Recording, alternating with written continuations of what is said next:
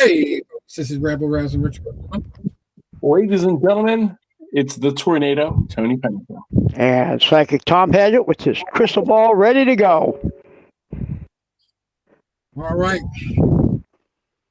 We thought it was all hype, but Josh Hokit earned his stripes this weekend this past weekend at UFC. He had one of the most epic, record-breaking fights with Curtis Blaydes I've ever seen. The announce team was going crazy watching it, and even Donald Trump involved and gave him a post. Tony, did you see it?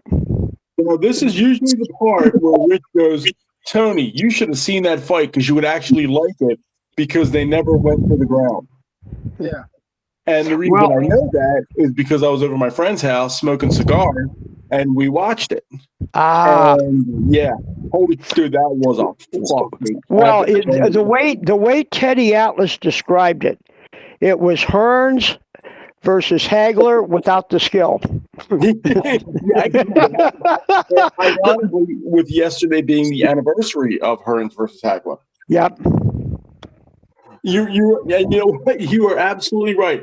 It was funny because my friend Mike, he'll watch UFC, but my friend Steve is really big into it. So, when Mike called me, he's like, "Hey, I don't know what you're doing tonight, but we're gonna smoke some cigars over the house, and Steve's coming over. We're gonna get the UFC fights." And I'm like, you know what? Hey, I'm always down for a good cigar night and hang out with the guys. Sure, let's head over. So I waited till the end of the Tyson Fury fight, which I was watching on Netflix, and we'll obviously talk about that later. And drove down to the house, and we had our cigars. We watched the fights, and Steve kept saying, "Tony, you got to watch this guy. You're going to love this guy. You're going to love him because I know you're a big pro wrestling fan." And he does wrestling promos, and I'm like, "Oh, dude, don't threaten me with a good time." But the fun, it was like he had Blaydes hurt so many times, and he was busting him up. But then there were times when Blaydes had hit him with 4, 5, 6 flush shots, had him up against the cage, and I'm like, oh shit, he's about to knock him out. And then next thing you know, it's Hokit actually got the control again, and he's busting Blaydes up.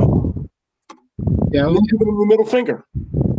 Yeah. I only had Hokit on one run, and I was hoping for the knockout because I had a couple where it was like just TKO. Exact result, but oh man, Blaydes just was driving me nuts because he was not turning on his feet into punching. He wasn't putting his weight behind him. The guy is just so slow, ridiculous. Like even when they showed some training, the embedded series, I was just like, wow, this guy doesn't even train fast. He's just very slow and methodical, and he was just pitter-pattering with his punches. Josh Hokit was throwing hard, and we know this because Blaydes broke his orbital bone and his nose taking punches from Hokit. You can tell. You've got to give him all the credit in the world. For taking those shots, and he only went down one time in the first and got right back up. Yeah, he was hurt early. And I thought Hokit was going to gas after the first round. Yeah. I thought Hokit was really going to run out of gas quick, but I was wrong. Blaydes had a great quote after the fight. They both went to the hospital together in the ambulance. It was kind of funny. Kind of reminded me of, without the fight after it was in the hospital, it reminded me of Madison. What's his name there? Drawing a blank on his name. I was going to say Gotti Ward because they were both like they shared a hospital room. Yeah. After the third fight. A little cartoon short they did at one of the UFC events about it. But it was Nate Diaz. I remember that one. Yeah. Joe, I want to say something. Yeah, against Joe Brady. Yeah. You're right. Yeah, that was Nick Diaz that fought him, but they had both the brothers in there. Yeah, that was a great cartoon. Joe. That's right. But anyway, at the hospital, after the fight, at some point, Curtis Blaydes said, "I emptied the clip and I threw the gun at him."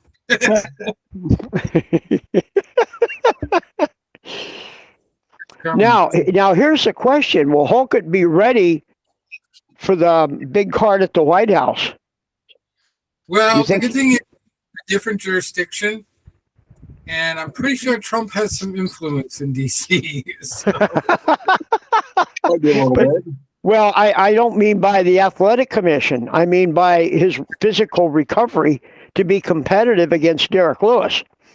Oh yeah, he didn't break anything, so he got really in and out of the hospital pretty quickly. So there's a real concern. He was, I think, suspended 6 months in Nevada, but yeah, there's stupid rumors going around that he's going to face Pereira because Gagne's backing out.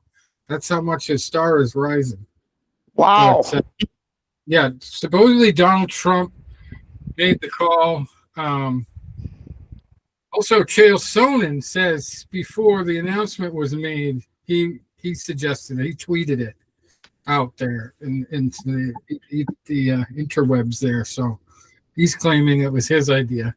But Donald Trump was actually asking about Derek Lewis because he likes him as a fighter, and he was wondering why he wasn't on the card, and then that kind of put two together.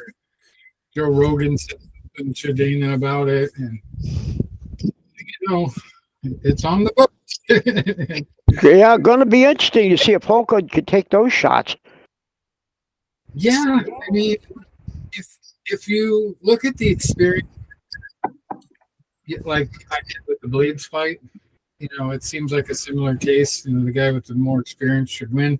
But Hokit has just got all this momentum behind him. And then there's the psychological warfare factor, which actually Sherdog hasn't heard on there now about the value of psychological warfare and fighting. And we know Muhammad Ali talked a lot of trash. It's been a gimmick in wrestling for decades to do the trash talking in the interviews before and after fights. Even when fights aren't going on, there's trash talking between the wrestlers. But I figured his gimmick. I think that Josh Hokit is a cross between Randy Savage and Sergeant Sleuth. And he's coming along at a good time when the heavyweight division is kind of slow, kind of needs something. But yeah, I think it's if you go back, if you guys have ever watched Eddie Murphy's original stand-up Raw and Delirious. Okay, Eddie just pegged it so well. When he talked about fighting and intimidating people. Mm-hmm. Yep. And he's just got to act crazy. Yep. And I mean, I'm not going to go into his whole routine, but it's just he was so good at describing how to do that. And the more twacked that you represent yourself and off the wall, people are going to be intimidated. They don't like it. Exactly. Remember, though, it just depends on the fighter, because Ali got into Liston's head, got into Foreman's head, but it didn't work with Frazier or Kenny Norton. So it just depends. Well, Blaydes didn't think it was going to work on him. Well, maybe it didn't. Maybe Blaydes just got beat up. I mean, maybe he wasn't psyched out. He was just beat up, and maybe it was the style. I mean, you got this freight train coming at you, throwing crazy punches. How do you train for a guy like that? Just have good basics on the feet, and maybe Blaydes just didn't. On a side note, I think it reminded me when I saw that headline of the Fertittas when I was dealing with them in Vegas when I was living there. And people used to ask me anytime I described the story to them, aren't you afraid you're going to get whacked? And I knew they were following people, trying to figure out who my inside source was at Science at the time. And I actually emailed them a lot. And I convinced them that I had military experience in psychological warfare. And I was an expert.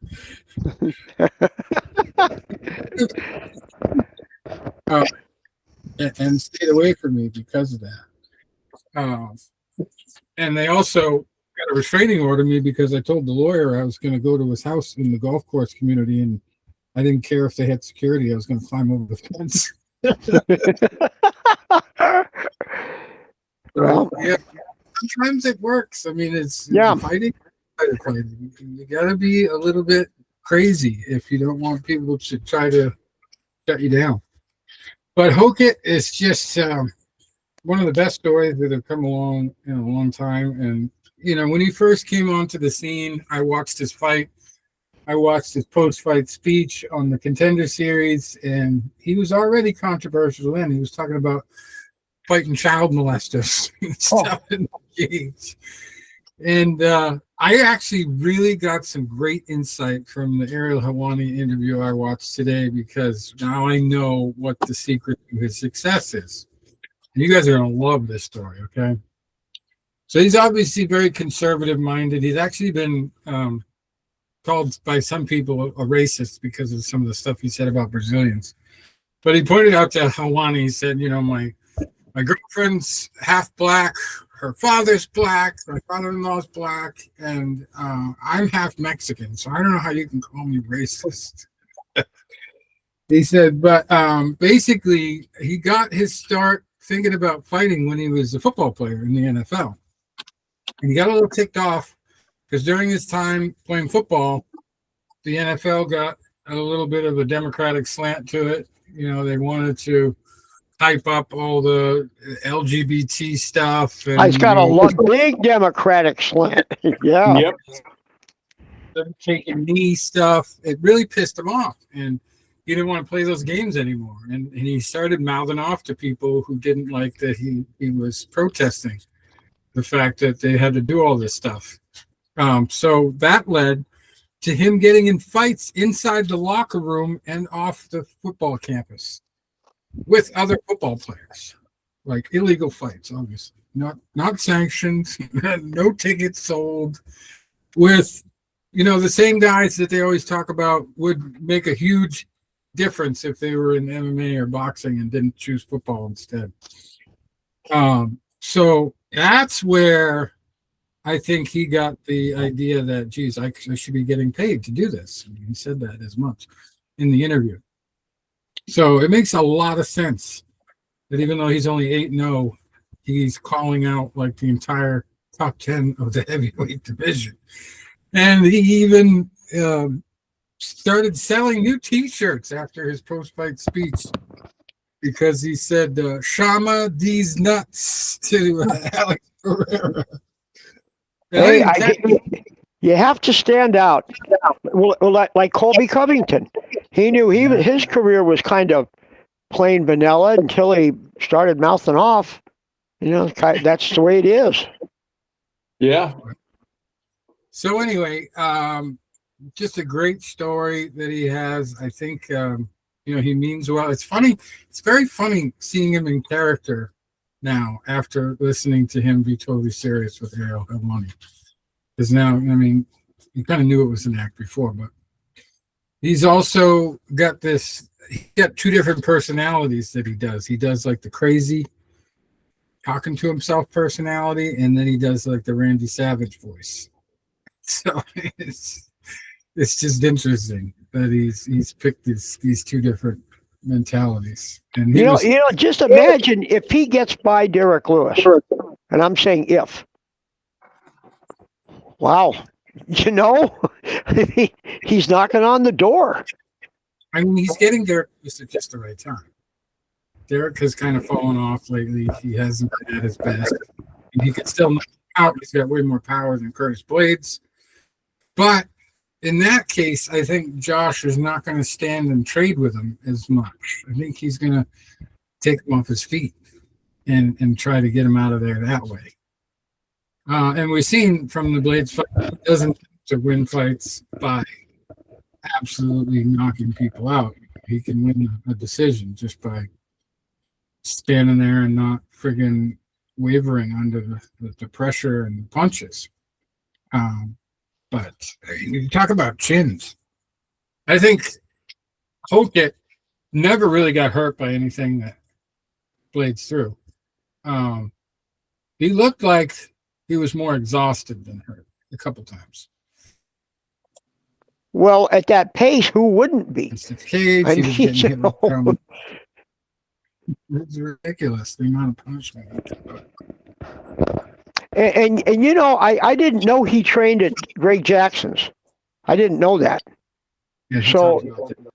Yeah, I mean, so it's not like he's not being taught good technique. I mean, Jackson and Winklejohn, top of the food chain. I guess he just does it his way. Oh, Yeah, I didn't know. I don't think either one of those guys was actually coaching him, but they were in his corner. They were in his corner. Yeah, that's why I was surprised, because I was wondering, where does this guy train at? You know, the way he was fighting, and then after the first round, I see Jackson and Winklejohn in his corner. That really surprised me. I was so entrenched in the fun watching the fight, I didn't even really pay attention to the corner work. But yeah, it's just, and the funny thing is he called the shot. He pulled a Babe Ruth. He said he was going to tear through the heavyweight division. The heavyweight division was weak.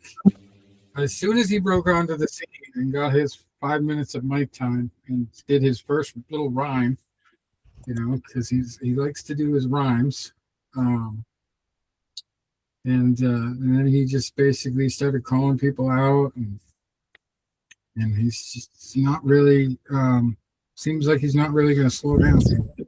Full steam ahead. And I can't wait to see what's next. But the White House card, it looks to be a reality. I don't think there's going to be anything that's going to stop it. Like I said, the president of the United States is backing it. So You know, I'm sure there's going to be some Democrat federal judges that'll start ruling on it soon. Yeah, you can't have it. I know, I see that coming.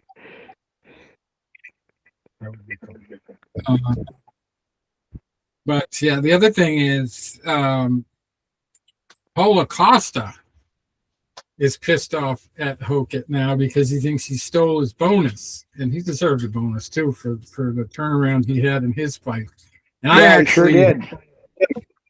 To string a couple bets together with him in him, because I had a feeling before that fight he was going to pull it out.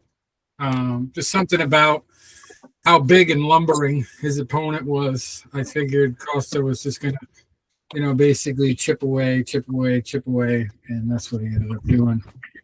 And he had a great conversation with Donald Trump afterwards, but it didn't get him a spot on the White House.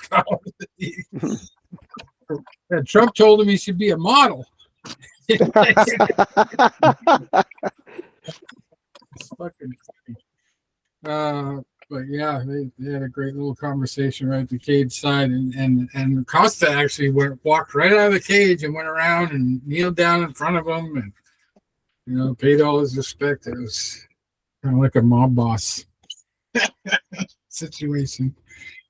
Well, yeah, and Trump, boy, he had the whole entourage with him going in. You know, he's got his he's got his Secret Service guys. He's got the politicians with him. Dan Bongino was in the crowd already when he walked by. And it was just great. Dana White escorted him in there. Of course, he had a troop of attractive females following him, too. So, a little crew behind him. And he seemed like he was really enjoying the fights. But anyway, it was a great card. Just run down the rest of the results real quick.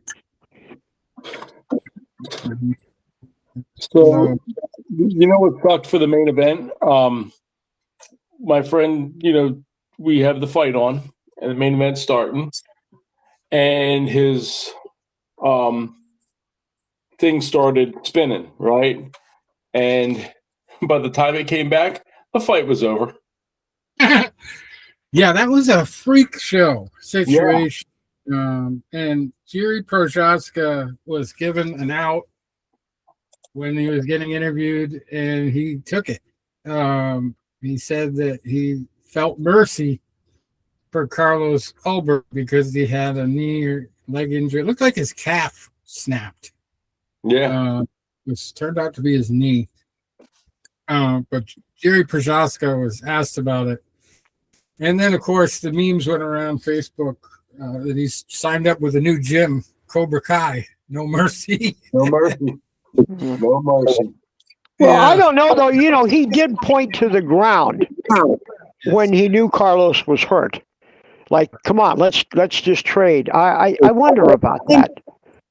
It's very funny that I mentioned this hands down stuff as a risk. And then it turns out to, prove to be the reason why he lost. Yeah.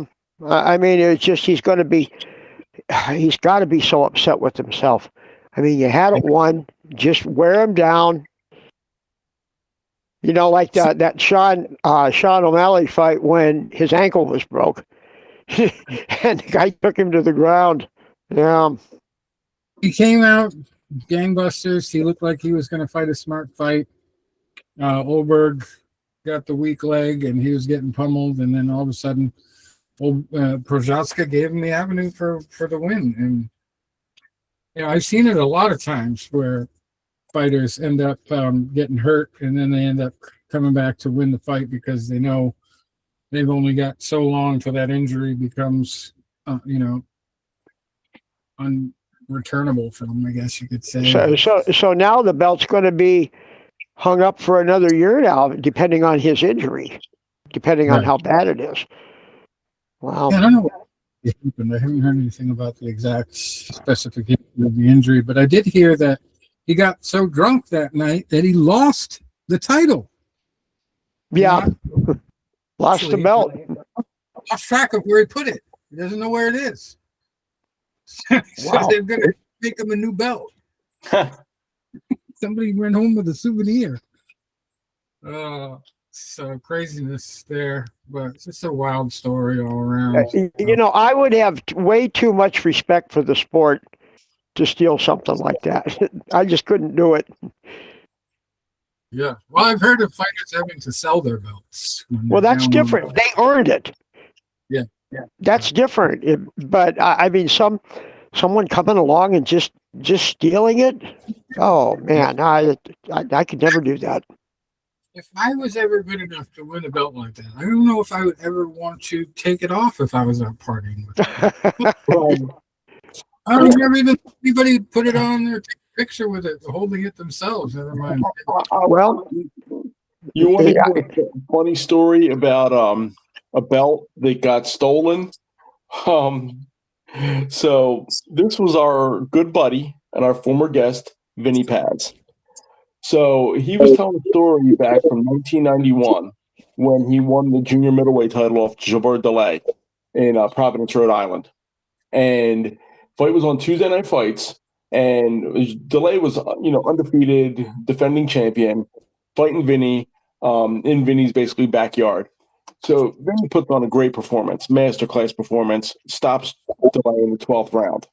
So I don't know if he asked to hold on to the belt that night because they were having a big after party, and I guess they said okay, and then someone stole it. Someone stole it because in boxing, and I don't know if it's the same with UFC, and it probably is. When you win a title, that becomes your title. So when you lose it and somebody beats you for it, they'll have it that night, for all the photos and stuff like that. But then you'll return it to the champion and you'll get your personalized title sent to you. Yeah, so that was Delay's title with his name on it, engraved and all that. Well, Vinny had it. They brought it to the after party and someone walked away with it. And Vinny makes a joke about it. He goes, yeah, poor guy came overseas, got beat up, lost his belt, and still can complain he got robbed. Yeah. Somebody else. Yeah. So, yeah, this is a situation where he got robbed and won the title. He still got robbed. But anyway, so that was just part of the antics of that night. And another injury, I think, had a big impact on the co-main event. Paulo Costa, as we talked about, came back and won his fight with Azamat Murzakanov. I think he was actually doing pretty well for most of the fight, but it started to turn towards Murzakanov, I think, in the second round, and then all of a sudden Costa came right back and was throwing a lot of good leg kicks, but he was also trying to land his head kicks. And that turned out to injure Mirzakanov's arm. And I don't know whether there was a bone broken or whatever, but usually they call it an ulna bone there when you're in your forearm. And when there's a lot of head kicks that you're blocking, that gets broken. I think Randy Couture broke it once. Rich Franklin, a couple older fighters back in the day used to always have fights where they'd get hurt from that. But Azamat Murzakanov, if the announcers were even noticing, was not really holding that arm very well. And then all of a sudden he got knocked out 1 minute and 23 seconds into the third round. And Costa looks like he's very much improved, one of the most improved fighters on the entire UFC roster. And he's these fights as the underdog. Or maybe he belonged once at light heavyweight all that time.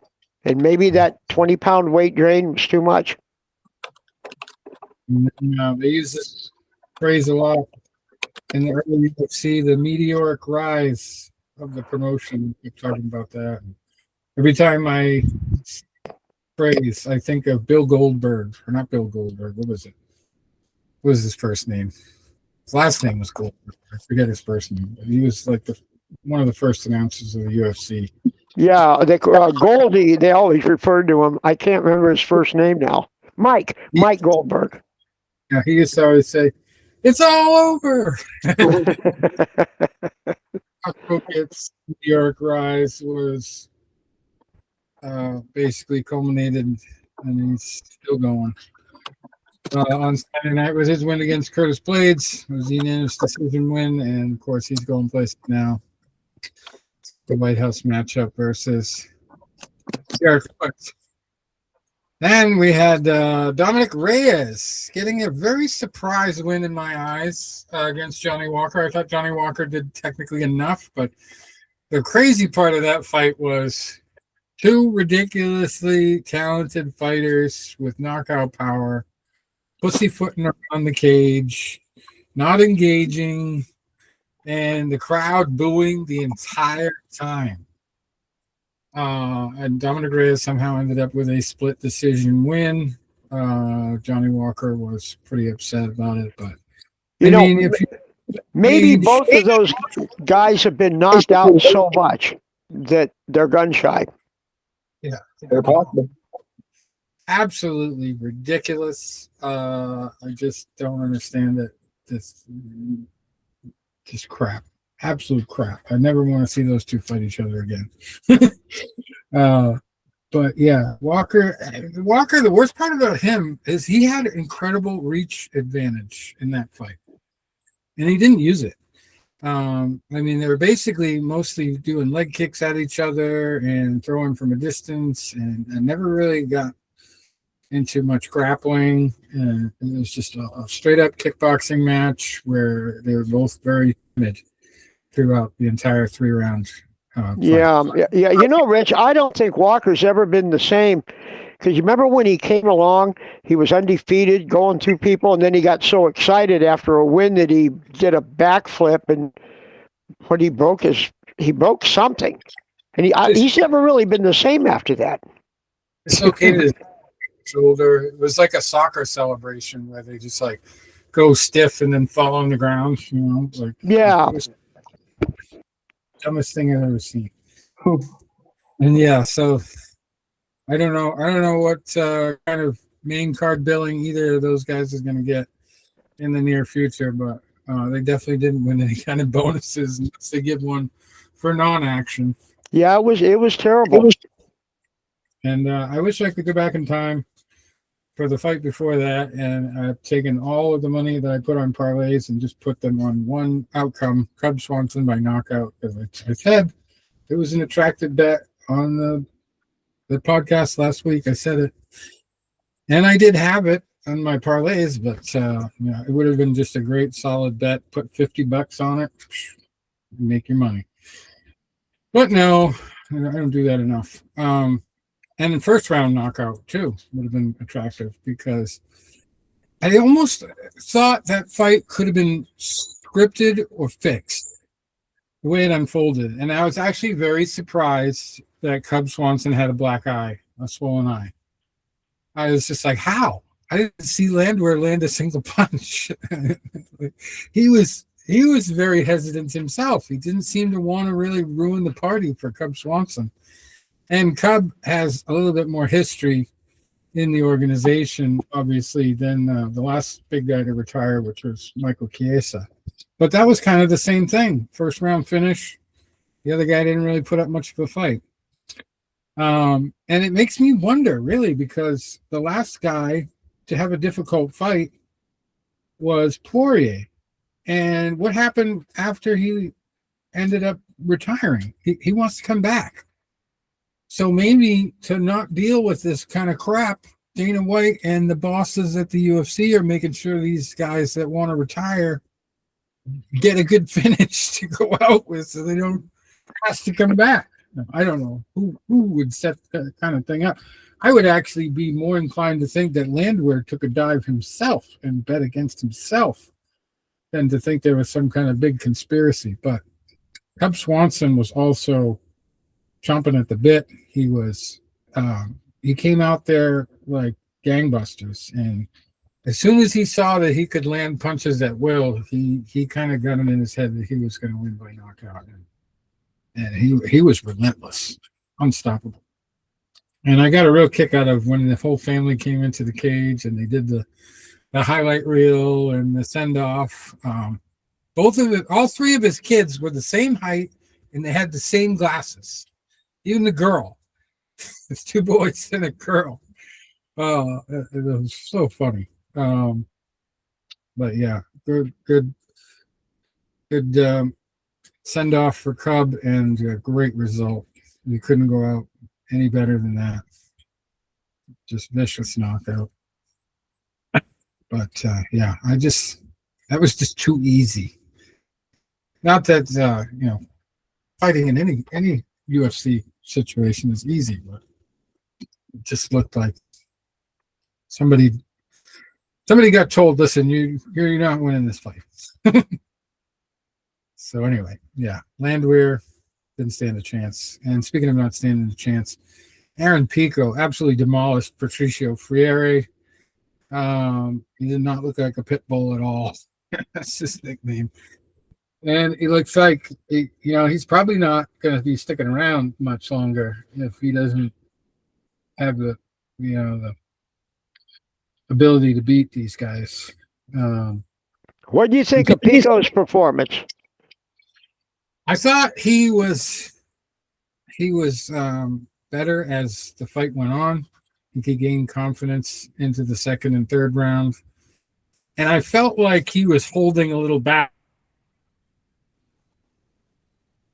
in the third. But he just kind of coasted to the win by unanimous decision there. But he looks in very excellent shape. He looks like he's training hard, and he just doesn't have. I don't think he has the technique and the fight IQ. He's going to be like a middle of the pack guy. Yeah, because his punches he had quick hands, but the punches were wide. You can get away with that sometimes with quick hands, but it'll catch him eventually.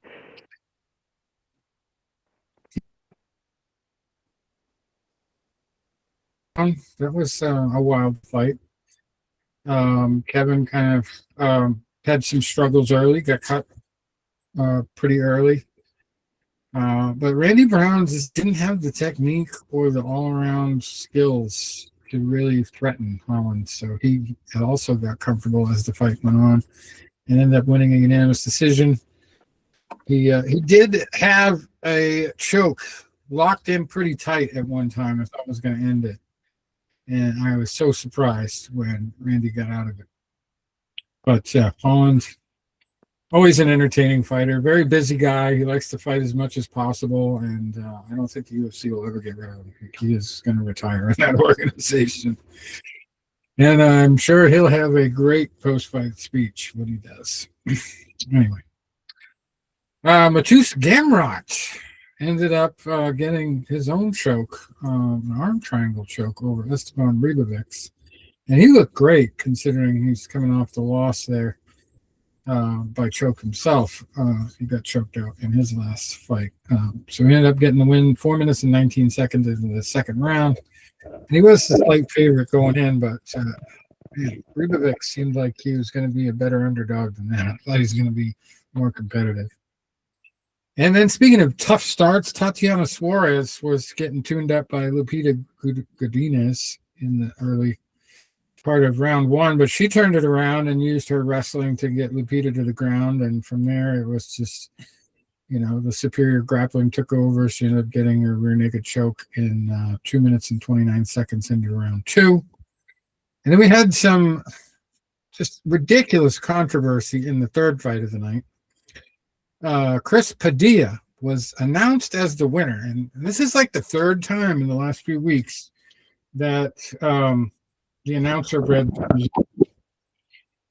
And I don't know if it's Bruce Buffer's problem or somebody else here, but the judging, I got to criticize first of all, because Markel Medeiros, Chris Padilla's opponent, got a point taken away in the third round. I don't know if it's for eye gouging or low blow, but the point taken away. Chris Padilla the announcers kept saying it over and over again. This is a close fight, but Padilla is landing more. He is connecting more. He is busier. So they all thought he should get the win. And somehow it ends up a majority draw. Which isn't so bad for bets, but it does void anything in a parlay where you have either guy as the winner. The only thing that you lose on is if you have decision, win, or knockout or submission, and you don't get it.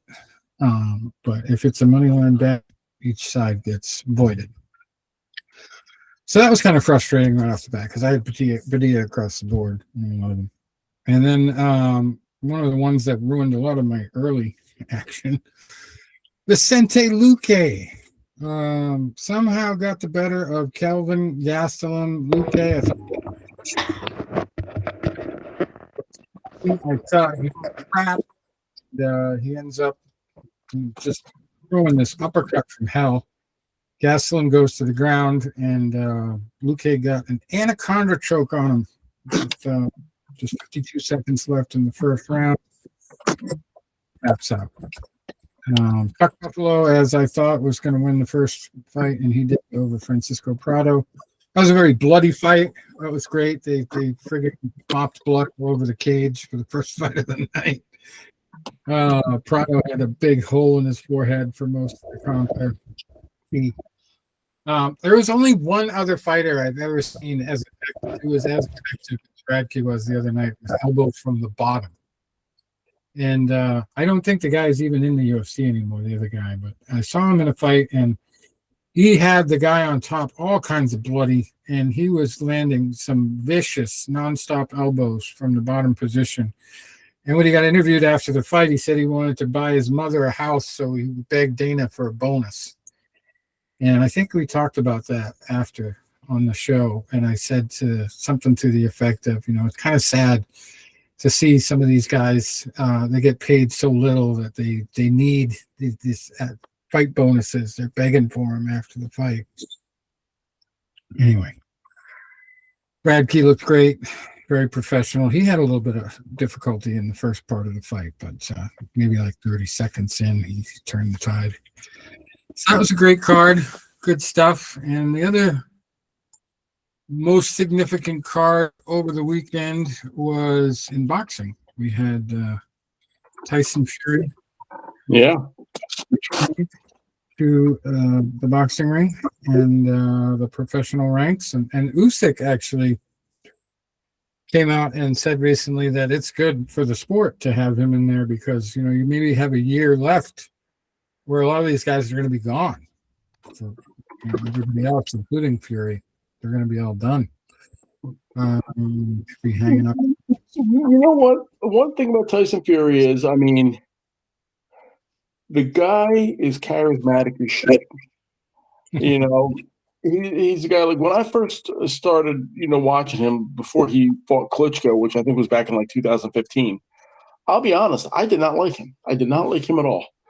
And what changed me on him was, you know, he fought. You know, I think the first fight I really sat down and watched him was when he fought Steve Cunningham, who we've had on. Yeah, exactly. I remember that one. And Cunningham, who was a cruiserweight moving up to heavyweight, knocked Fury down with a right hand. And then Fury just used his size and really just wore Cunningham down, stopped him, I think, like 7th or 8th round. So then a year or so later, he fights Vladimir Klitschko. So you got two big guys here. I mean, when Klitschko's a small guy at 6'7" and 250, and I remember watching that fight, and it was really a pedestrian affair. And I remember writing about it afterwards, and I said, when you got guys that are size of King Kong and Godzilla, and they fight like they're doing a ballerina show, I said that's not good. It's not good for the sport. And Fury won, and then he retired after that, and he went with that mental health crisis. And that's when he blew up to over 400 pounds. And he came back about 2 years later, and he's going to fight Deontay Wilder. And I remember saying, like, dude, Wilder is going to – if that right hand from Cunningham dropped him, what Wilder's going to do is going to put him, you know, through the ring. And I was working that night, so I didn't get home until about the 6th or 7th round. And so I think as soon as I got home was when Wilder scored the first knockdown, which I think was like round 6. But they said, like, Fury had won every round going up to that. I'm like, really? I'm like, Wilder will catch him. And then Wilder got the knockdown, but then Fury got up and he was winning. And then Wilder lands that right hand in the 12th round. And that fight is over. That fight is over. And he got up. And I remember when he got up, I actually became a fan of his. And then like a few months later, he's fighting in Las Vegas, and he puts on this great Apollo Creed show, and he does Living in America with the dancers like they did in Rocky IV. I'm like, man, we were loving it. Like, my dad and I were loving it. We're like, we became fans. And then he had, you know, the rematch. He knocked Wilder out. I mean, really, really beat him up. That was February of 20. Really beat the hell out of him. And, you know, and he's in the locker room. I had some friends over. My one friend, Johnny, thought he was the funniest guy in the world. He's got like these like goofy looking boxer style underwear on. And he's sitting there like doing like, he's like smacking his wife around.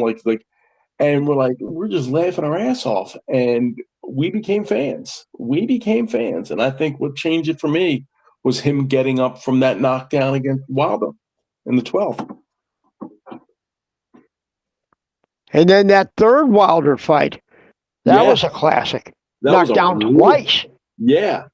I mean, what was the total on there? Was it oh God, 5 total knockdowns? Yeah, I think so. But you remember in the second fight, he said before, I'm going to charge into Wilder. I'm not going to just dance around. Right. And everyone was thinking, okay, well, that's going to be the end of you. But he did what he said he would do. Backed him up. You know what that reminded me of? It reminded me of a fight with your Ohio boy, Kelly Pavlik, when he was fighting Miranda back in 2007. Yeah. And, you know, Pavlik was you could see a good fighter, good hard puncher. And Miranda at the time was a killer. Yes. And Pavlik said, I'm going straight to him. And we're like, dude, that's like, you know, running right into, you know, a machine gun. That's a suicide mission. And Pavlik did it. He went there, he backed Miranda up, and he knocked him out. I mean, he didn't just beat him, he knocked him out. And that was the same thing what Fury did to Wilder in the second fight. He backed him up, he bullied him, he beat him up, and he that one, I think they threw the towel, and Mark Breland threw the towel. It was the third fight was when he finally knocked him out. Well, I didn't get to watch the fight. I did see that it was on Netflix. I meant to watch it before this broadcast. But how did he do against Makhmudov? Obviously, you got So the unanimous decision. Makhmudov is a very okay. I said a line to my dad. If and I don't want to say this because I know Iceman Scully was in his corner. But if Mickey Goldmill was training him, he would have used the Rocky line on him. You got heart, but you fight like a goddamn ape. But he did. They said like how he would wrestle bears back in Russia and everything. And I mean, big, strong guy, physical, tough, but slow, predictable, easy to time. He's a guy like you stand in front of him, you're gonna have a hard time because he was like a steamroller, but not a very fast steamroller. Guy like the steamroller comes at you, but it's not moving too fast. You can move out of the way if you know what you're doing.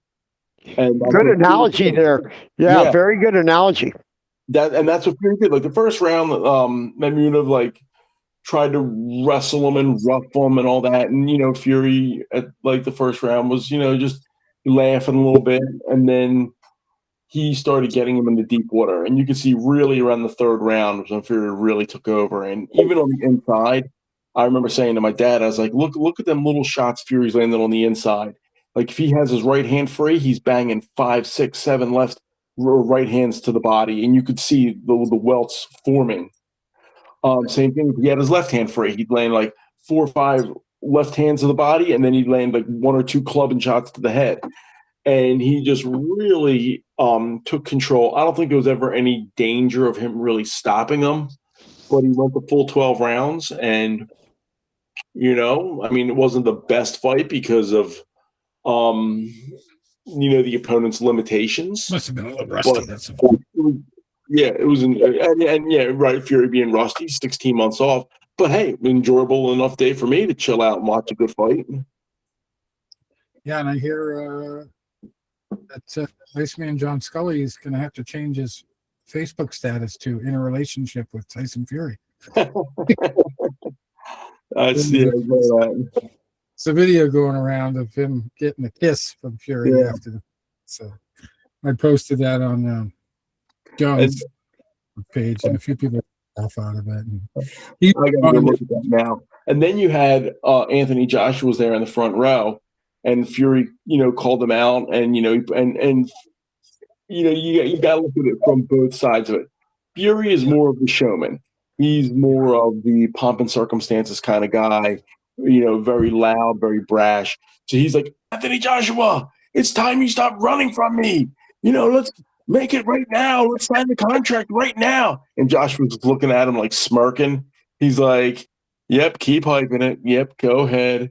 And then they finally interviewed Joshua, and Joshua was like, okay, yeah, I know he's trying to put a show on right now. And he goes, we've been talking about this contract for 10 years now. Whether that's true or not, I don't know. He goes, you just don't like sign a contract. You don't slap the guy with the glove like you do in the old Western movies.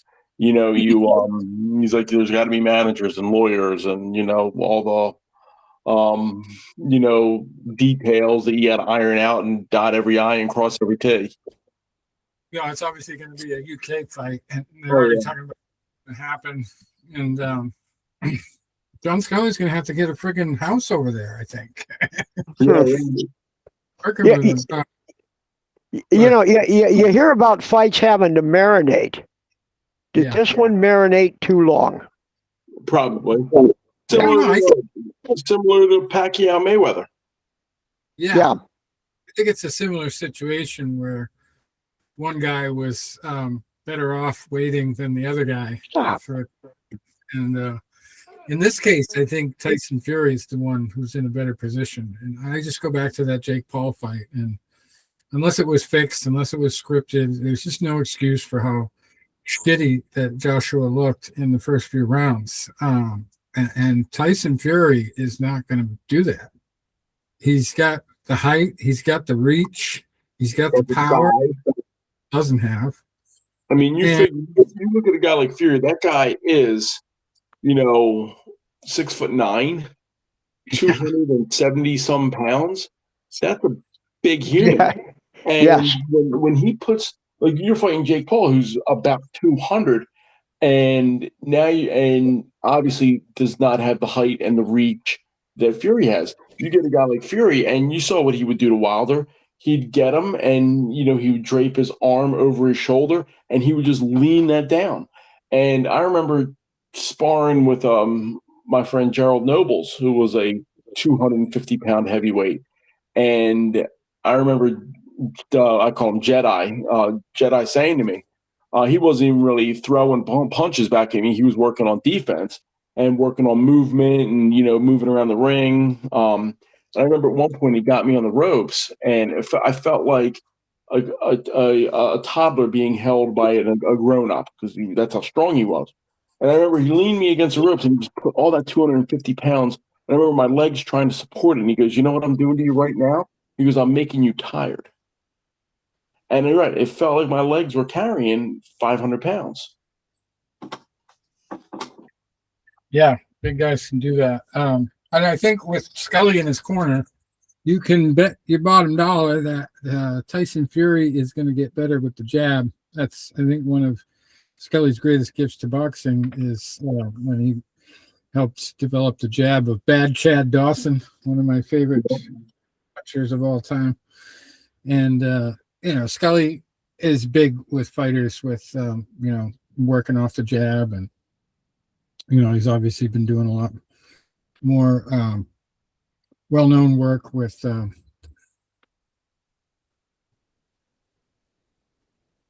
blank on his name. But so Fury is not with that Sugar Hill guy anymore? Well, Scully doesn't usually take like chief training roles anymore. Mm-hmm. Like he's always got second billing, it seems like, because he's more of like a technician for some of these guys. Oh, who's the Russian guy, Tony, the light heavyweight that he trained? Beterbiev. yeah. Beterbiev. Yeah. So Beterbiev, even like when he goes into the fights, Scully's not like getting in the ring to coach him like his main coach will. Scully's usually like on the ring ropes or even outside the ring, just kind of saying a couple words to him here and there. Because I think he just likes to kind of be in the background. And also, he's got like his lane that he stays in. But Beterbiev definitely appreciates him. He gave him like his own jacket and everything like that, and I heard a big story from Scully at one time about how Beterbiev had one of his relatives come to him and started talking trash about Scully, and he told the guy to fuck off, basically. That's my dude. And he told Scully about it. He said, no matter what, you're in my corner. I don't care what anybody says. Just criticize it. So anyway, yeah. I think mostly like a fundamentals guy. He'll come in and he'll teach you the fundamentals. And like one of the things that I always admired about Scully is he would actually spar with his own fighters. I don't know if he still does, but he gets in there and is not afraid to take a punch because he's been there. He's been in the ring, fighting as a professional. And there's not a lot of coaches out there who have as much experience of actual fights that Scully has. Usually, you get guys that if they did fight, they weren't that good. Scully was pretty damn good. So yeah, I think he's going to do really great things with Tyson Fury, and I think that obviously Tyson appreciates him, or wouldn't have planted that big kiss on him. Yeah, I mean, John Scully was world class. World class. Yeah. Also, we had a unanimous decision win for Conor Benn on this card. Again, I didn't see it, so I don't know how well he did, but he beat a very world-class guy himself, Regis Progress, came in. I turned the card on right about midway through Ben's fight. So I would, Progress fought hard. He fought hard. You can't give him, any discredit on that, but Ben was just, too much for him. Yeah. And Dana White was happy. He congratulated him, of course, because he's going to be paying him $30 million coming around the corner here pretty soon. And he goes into Zuffa boxing. This Hooney. Frazier came in looking for win number 10, got lost number 3 to go with his one draw. And it went all 10 rounds there. Justice Hooney improved to 13-1. That was a heavyweight bout there, so you're gonna have to keep an eye out for Justice. He's looking good. And we had a kind of a weird situation here. I don't know why this was a 6-round fight. We had a guy, Simon Zackenhuber, came in a 28-0 defeated, fighting another undefeated guy who was 17-0, Pavel August, and Pavel ended up winning the fight. But why do these guys with those kind of records fight a 6-rounder? It makes no sense. You'd think they would have graduated. Rich, and only thing I could really think of on something like that is if there was possibly a time constraint, where sometimes when you have a televised card like that, and a big one where it's the main events are going to be on a platform like a Netflix. You might say, hey, the only time we have for you is a 6-rounder, which sucks, obviously. You're training for more 8, 10, or 12, and you're basically getting that cut. I've seen that sometimes where I used to see it a lot on like a Mike Tyson card where, what they used to do for a while when Tyson was first out of prison? Mike Tyson would be the main event, but he wouldn't be the last fight on the card because they figured a lot of times his fights might only go 1 or 2 rounds when he was fighting the McNeelys or even when he's fighting Frank Bruno. They're okay, we want to get Tyson on there, but we'll end the card with it was Terry Norris sometimes because at least we know this one's going to go a few rounds. But yeah, I've seen that. I've been at cards where it's the last minute they'll tell guys okay, you're a swing fight. So you might be going 8, you might be going 10. And they're okay, get ready. You're gloving up. You're going out there, but you're only going to be 6. That's hard. Oh, God. Very hard. Because, it really messes with any game plan you might have. Yeah. Yeah, that's wild. Then we go to Hollywood. There's one fight worth mentioning at the Seminole Hard Rock Hotel and Casino, not California, obviously. Florida, Hollywood. Armando Martinez Rabi improved to 18-0, and he didn't need 6 rounds. He only needed almost 3, and he beat Neslin Machado, who also was undefeated at 21-0. Now has his first loss because he lost by TKO. No, knockout, straight up knockout in the 3rd round in a lightweight fight. So pretty awesome result there for him. Amateur fights there. Sunday in Japan, we had the Oriental and Pacific Boxing Federation middleweight title. So going to a fighter by way of KO. Hasso Bake won it. He's 5-2 now, beating Riku Kunamoto, who is 15-2. Now, it might as well be the upset of the week. Middleweight right there. Little title action. And let's see what else we got on Sunday. That was a lot of amateur stuff. Monday we had one for the IBF World Light Flyweight title. And we were talking about this last week, the theme of Japanese guys fighting Latinos. I don't know why. But it seemed like a pattern last week. And Monday night, the 13th, we had a fight in Tokyo. Guy looking for win number 40, and he got it very early, 2nd round. The Nongsak Simsri, 40-1 now, beating Sergio Alfonso Mendoza Cordova. Remember I talked about his funny name, sounding like the guy in The Princess Bride. He was 27-0, no longer undefeated. He's 27-1 now, and did not get the IBF Worldwide Flyweight title there. Got knocked out. That's about it for the results. And this weekend, we start off with Friday night fights, and a pretty big one. It's another one of those Jake Paul setups, MVP promotions. This time, though, he's working with ESPN. Apparently, they have a big void because of the UFC leaving, and they have some money to throw around, so they're giving it to Jake Paul to allow him to have his fights on the network. And it's going to be on ESPN2 because it's an all-female fight card. You know, I get the feeling that if it was all men, they'd have it on regular ESPN. All female, and two that are worth mentioning are, well, actually, there is a male fight on there. A Day Jesus fight. So we have our Day Jesus fight of the week. But it's a headliner with a women fight on the card. Alicia Baumgardner, 17-1, facing Bo Mi Ray Shin, who is 19-3-3. And it's for two titles, IBF and WBO World Super Featherweight titles, female titles. And two of Shin's last 6 fights have ended in losses. Baumgardner has not lost recently. She does have one draw, or no, one no contest, it looks like.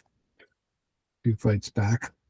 And the other fight on the card they say is worth mentioning is a couple guys deep in the 100-plus rankings at Super Bantamweight. For some reason, they're calling it a 2-star fight.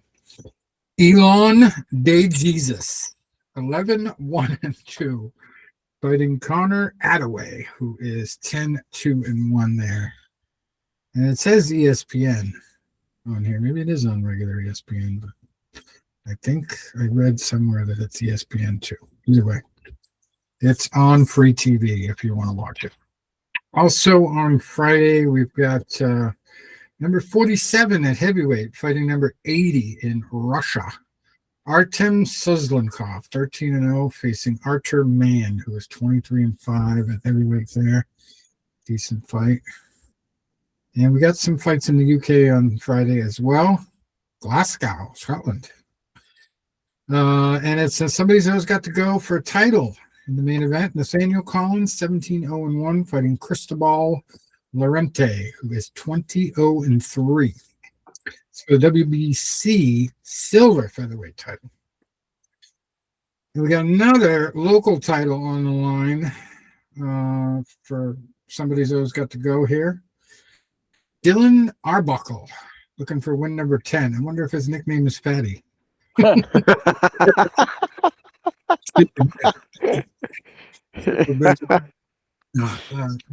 Nico Levar is his opponent, 7-0-1. Ranked number 146. Arbuckle is number 124. And we get into Saturday's action. Here's a new one.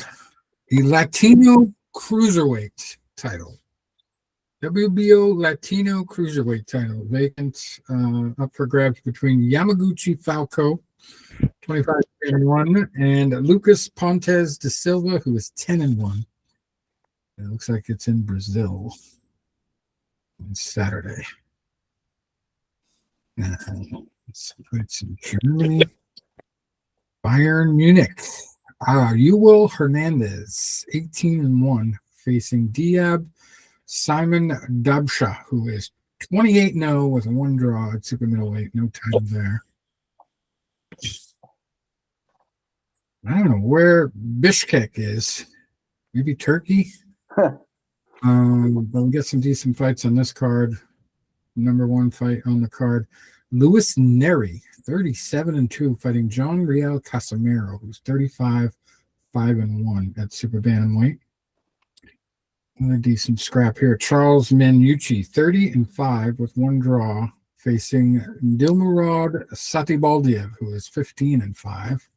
That's at cruiserweight in titles. What else we got going on across the world? Oh, atomweight is back again.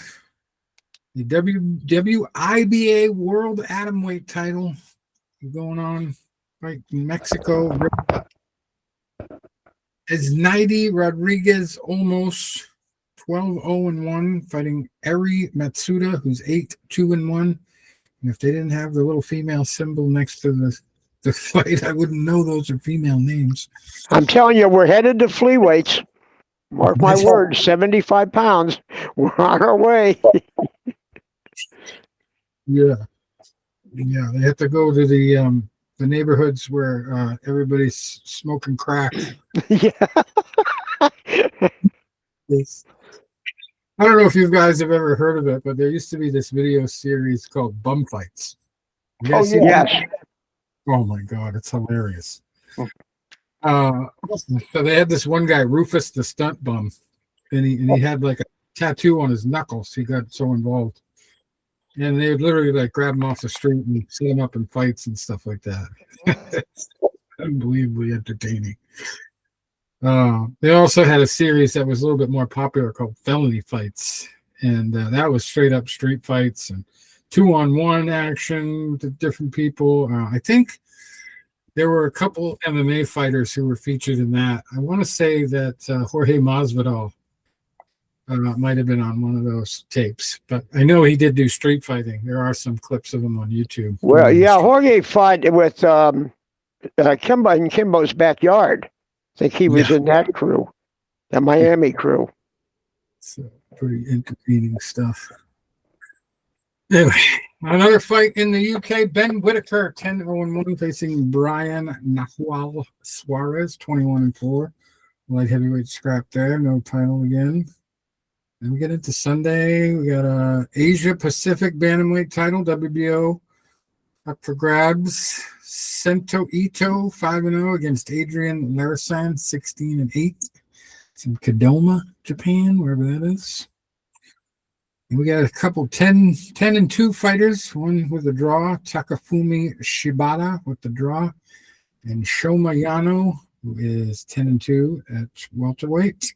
That's much yet for that card. Got another one in Bishkek. What it is about Bishkek. So shit's going down. Nothing. We got maybe our mismatch of the week here though. Aris coming in at 25-4 with one draw, facing Aoi Yokoyama, who was just 4-0 at flyweight. And then we've got Islambek Primanov fighting Vietnam, looking for win number 10. He's 9-1, facing Van Hai Nguyen, who is 8-3. How about the rankings of these guys? Islambek is ranked number 515. Ridiculous. To get that kind of ranking with a 9-1 record, and his opponent is almost more than 300 positions above him at 8-3. I don't know how many bums he had to fight to get that kind of ranking, but that's ridiculous. And then that's it until next Thursday. We have an Intercontinental IBF Bantamweight title fight between Jason Maloney, 28-4, and Andre Donovan, who's 12-2. And then we got Maloney and Mahoney on this card. Ben Mahoney, 16-0-1, facing Dan Hill, who's 7-2 for the IBF Pan Pacific Super Welterweight title. That's about it. Till next Friday, which we'll talk about next week. So we're not going to go over the PFL stuff. We had PFL Africa and another PFL card. I didn't really go into detailed previewing it. I'm not going to go over too much of the results. We do have a UFC fight card and a PFL card in Belfast that just happened, just wrapped up before the show. We're going to get to that, but we want to do the tornado warning in the psychic vision, and then we've got a couple news stories to go through before we recap or before we preview those two. So are you ready? Yes, sir. Let's go. So I'm at work today. I was having a horrible day today. I was using foul language by 8:30, and I logged in at 7:45. In fact, I don't think I made it to 8:30. I was in a mood. Surprise, surprise, right? So I always say, when the days I go to the city, I go to the one LA Fitness afterwards. And sometimes I've walked in and I've gotten to meet a few of the people there now. And the one time a few months ago, guys like, "Hey, how you doing today?" I said, "Not good." "Oh, what's wrong?" I said, "I'm here." "Well, don't you like coming to the gym?" I said, "I love coming to the gym." The problem is, if I'm in this gym at this time, that means I'm coming from the city. It means I had a bad day. So I'm in a mood. And this is when all the trains were fucked up. They're at least a little bit better now, except the person sitting next to me today had bad breath and smelled bad. So I didn't need that. But here's what made my day. And I will have pity on anybody that doesn't know this. If there are any fools out there that don't know this, I will have pity on them. And what do you do when you have pity on fools? You say, "I pity the fool." Guess who's coming to Philly in May? Guess who? I don't know. Rich, if you don't know, I pity you, and you're a fool. Rock Clubber Lang. The South Side Slugger, the one and only Clubber Lang, will be in Philly. So really, if you go back and you look at it now, and this was me dropping the ball a few months ago, I could have gotten photos with every major Rocky opponent, with the exception of Tommy Morrison, who has passed away. But his wife and son were literally a matter of feet from me in Philly, and it was so dark out at that time, I didn't see them. And by the time I finished my part of the run, they'd already left. So, but I've gotten Carl Weathers, may he rest in peace. I've gotten Hulk Hogan, may he rest in peace. I've gotten Dolph Lundgren. I've gotten Antonio Tarver. Now I get Clubber Lang. I just bought my pass tonight for the photo op. So yeah, I am fired up. Now my one friend goes to me, she's like, "Are you doing the Apollo outfit?" I said, "Well, it's funny because Apollo didn't, I mean, the only interaction he really had with Clubber was like antagonistic, but in nowhere in that movie did that outfit ever make an appearance. Because Burt Young, yeah, it worked because of the Rocky IV connection when he was in Apollo's corner when he dies. Obviously Carl Weathers, and obviously Dolph Lundgren is Ivan Drago, who famously kills Apollo Creed. I'm like, do I wear the Apollo outfit, or do I wear something Hulkamania related, because Hulk Hogan and Mr. T were tag team partners in the original WrestleMania? Man, I don't know. I don't know where to go with that. So I got till May 30th to decide. But knowing me, I'll likely go with the Apollo outfit, only because anybody can go wearing a Hulk Hogan t-shirt. Not everybody can go in a full sequined Apollo outfit. Good point. In fact, ironically, I have a friend of mine, and I met him doing karaoke at Hulk Hogan's bar. I've hung out with him a few times. And he posted, and like I said, ironically, today, he posted a photo from a Comic-Con either months ago or a year ago with Mr. T, and he's wearing the Hulkamania shirt. I'm like, well, I mean, yeah, I can try to match Zach, but I want to up him. I want to one up him. So, like I said, I'm probably going to go with the Apollo outfit. Nice.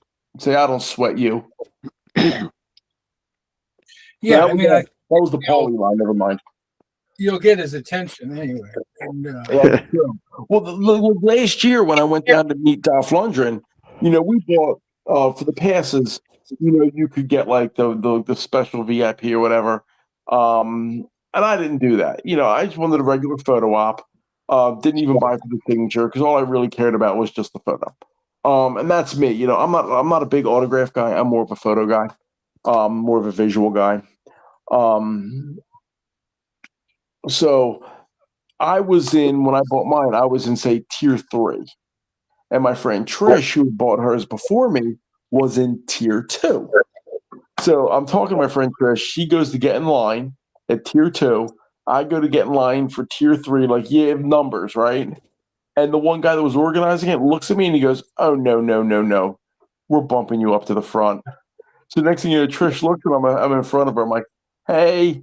She's like, "How the hell did you pull that off?" I'm like, "Because I dress like this." And ironically, last year when I went to see Dolph Lundgren, I met a guy that was cosplaying Mr. T from the A-Team. So he had like the overalls on with the red long sleeve shirt and like 18 gold chains, and he had a box of Mr. T cereal. That's great. You know, I think sometimes like, you do this, I'm like, you can't make this shit up sometimes. You really can't.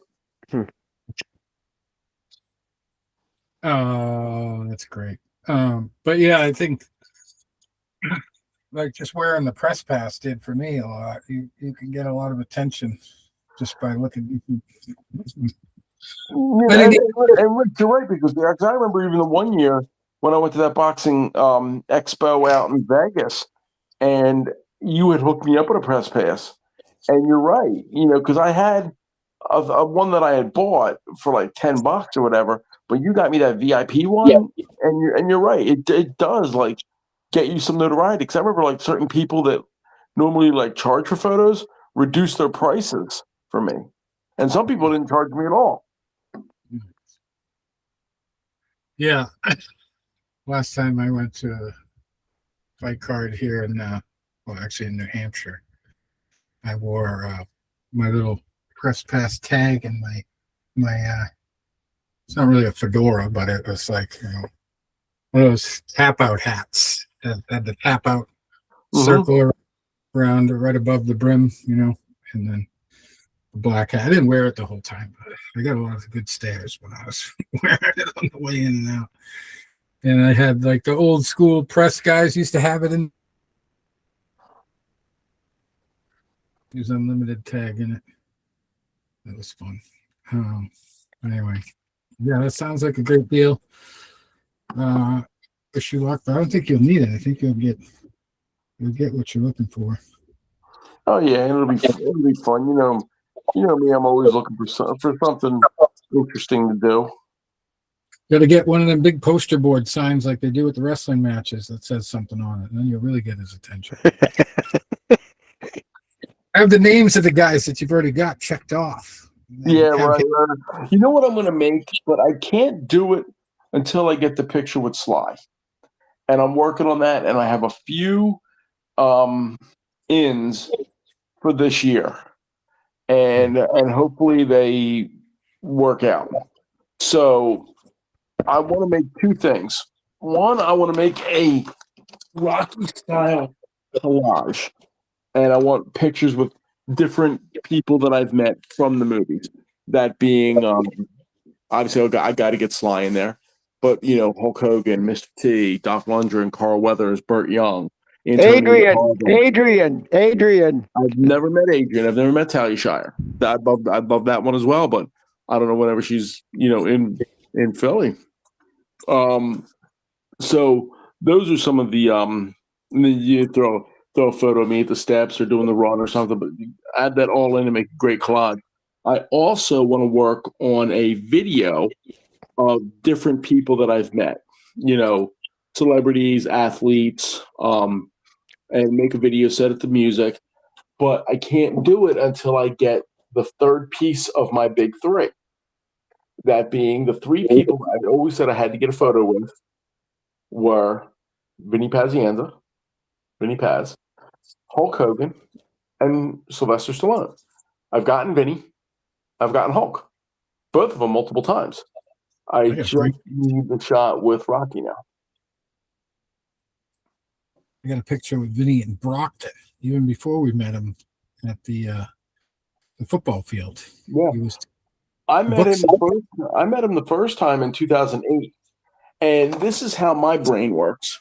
I'm always thinking, and I'm always, I live my life, even though I've never played the actual game, I live my life like life is a chess game. So if I'm doing something, I have to plan steps 2, 3, 4, and 5 before I do step 1. And it's funny because a lot of the way I would fight was very reactive.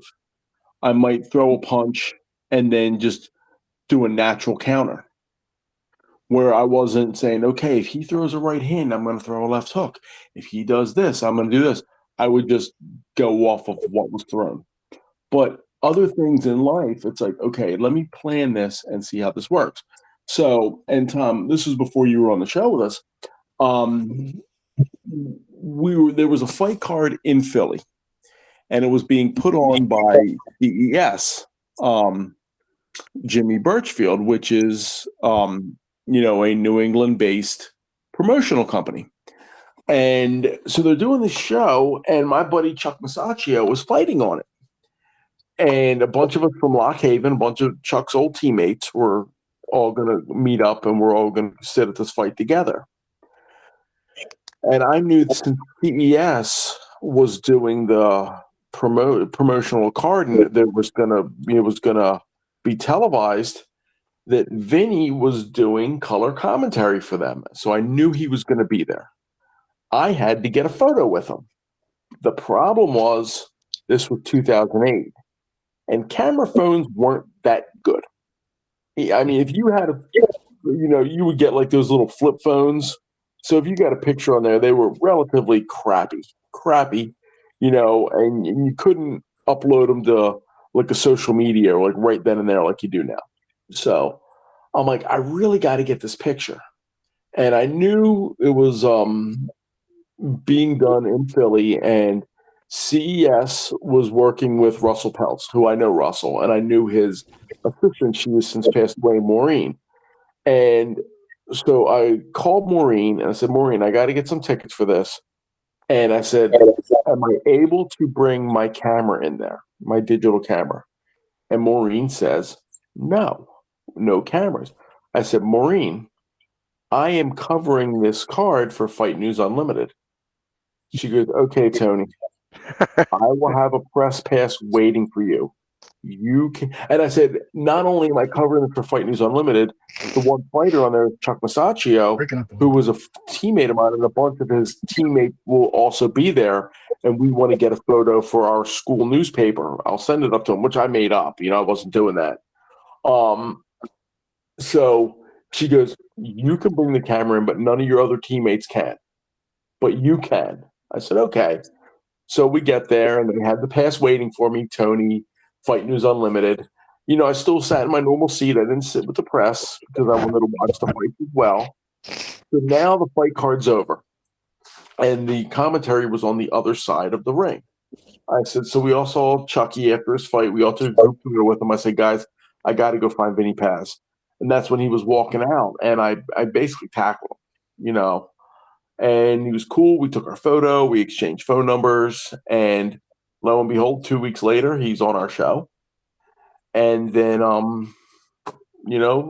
that's how it worked out. But like I said, I knew I couldn't bring a camera there. I knew that, step 1. So step 2 was ask Maureen, knowing she's going to say no. So I had step 3, 4, and 5.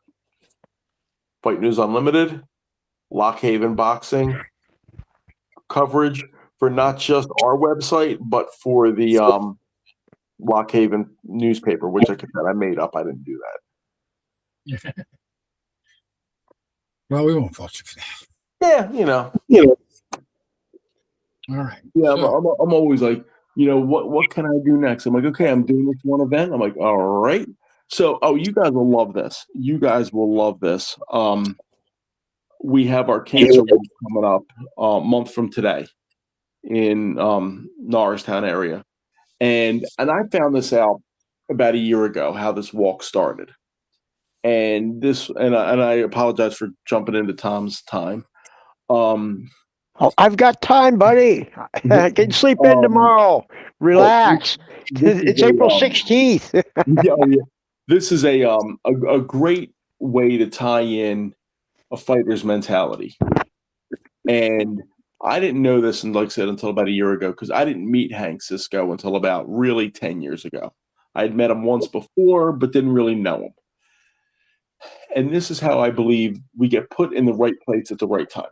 So long before I knew Hank Cisco, he had cancer. I don't know if it was prostate cancer or what kind of cancer it was, but Hank Cisco had cancer. And Hank Cisco loved Norristown, Pennsylvania like nobody I've ever met in my life. He had an unofficial title as the ambassador of Norristown. They gave him like a thing. He'd go to events, he'd cut ribbons, he'd shake hands. He was like a local icon, and he was the champion of Norristown. So when he got cancer, I guess they said back around the early 2000s, maybe, before I met him, they said, we're going to treat you at Einstein Hospital. And he goes, great, because there was an Einstein Hospital in Norristown. And they said, or in East Norriton, which is like a minute from Norristown. And he goes, like, no, we mean Einstein Hospital in the city. He goes, no. He goes, I want to get treated in Norristown. You said Einstein Hospital. There's Einstein in Norristown, and that's where I want to get my treatment. And they said, we don't have the equipment to do the treatment thing. He goes, well, why not? You need to get the equipment.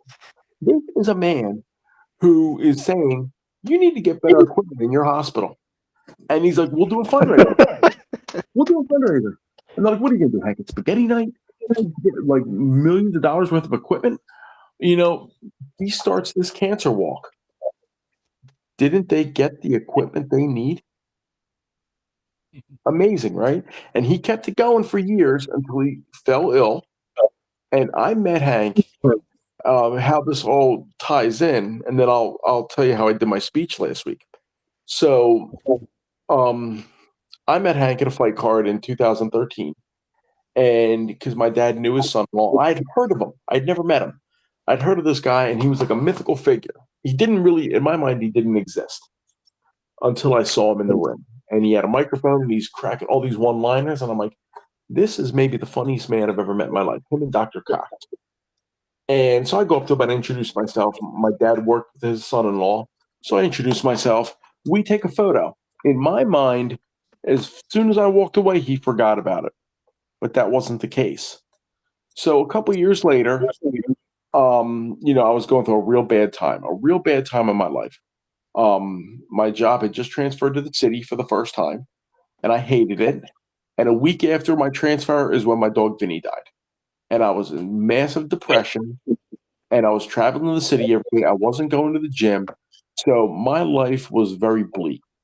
And I'm getting ready to go to Florida for my vacation, and I didn't even want to go. And I was going to try to suck it up, and I was going to try to have a good time, and I packed my outfit, but my heart wasn't in it. And my dad takes me to where the shuttle is going to pick me up to take me to the airport.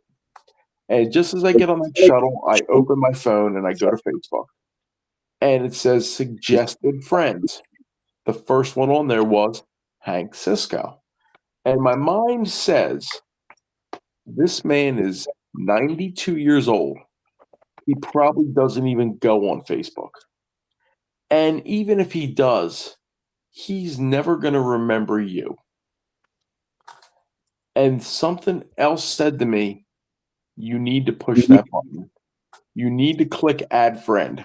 Something is telling you to do this right now. It's in your heart to do it. And I said, what the hell? What can it hurt, right? And we were just about to, we were crossing the street to where the turnpike entrance was, and it's where you would go through like the turnstiles. And I click add. We were not even through those turnstiles when he accepted.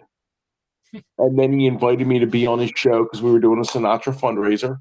And I said, well, I'm on vacation. I'm leaving for Florida. So I told my aunt because it was her event. And she goes, no, let's wait till you get back because you're a better hype person than I am. And as soon as we got on the show, Hank and I clicked. And he gave me a sense of purpose. And he gave me a sense of value again. And I always remember saying he saw something in me that at the time I didn't believe was there anymore. And he would invite me to all these dinners, and it would be 20 degrees out in January. And he'd be like, I need you in the Phillies outfit.